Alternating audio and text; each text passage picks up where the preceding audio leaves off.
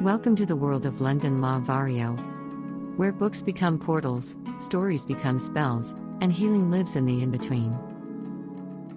Every story begins with a spark. This is mine. Every page is a doorway. This journal was never meant to be complicated.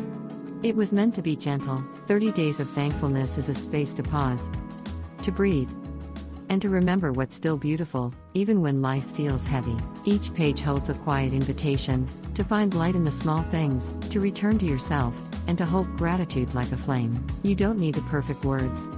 You don't need a perfect life.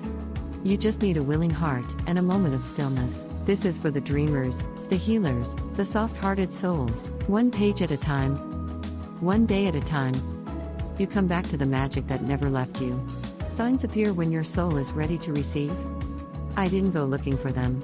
The feathers found me, 5 of them, lying in a perfect line across the ground, right in my front yard. I knew, in that instant, it wasn't random. It was a message. A blessing. A quiet unfolding. Feathers, to me, are soft messengers. Whispers from the spirit world. Reminders that I am seen, held, guided, even when I don't know the way. And 5 is the number of change, of transformation. The kind of shift that begins deep within the soul. That day, I stood still. I breathed. And I listened to the silence that surrounded them. And I heard the whisper, "You are walking the path. You are not alone." So now, when I see feathers, I don't just pass them by. I pause. I give thanks. And I remember, Spirit is always speaking. My writing space isn't fancy. It's sacred. A quiet corner. A candle. My favorite journal. Before I begin, I breathe. I let everything else fall away, the noise, the lists, the expectations. I light a flame.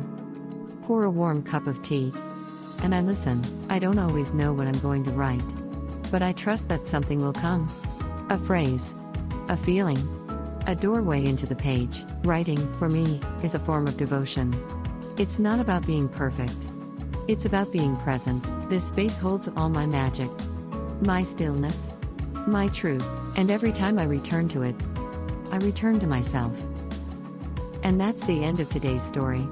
But in my world, the magic never really ends. Thank you for being here, for listening, for remembering that light and wonder still exist. If this spoke to your heart, if you felt something stir, I hope you'll come back, subscribe, share it with a kindred spirit, and keep walking your path of softness, truth, and transformation. Until next time, stay open, stay curious, and above all else, love and light.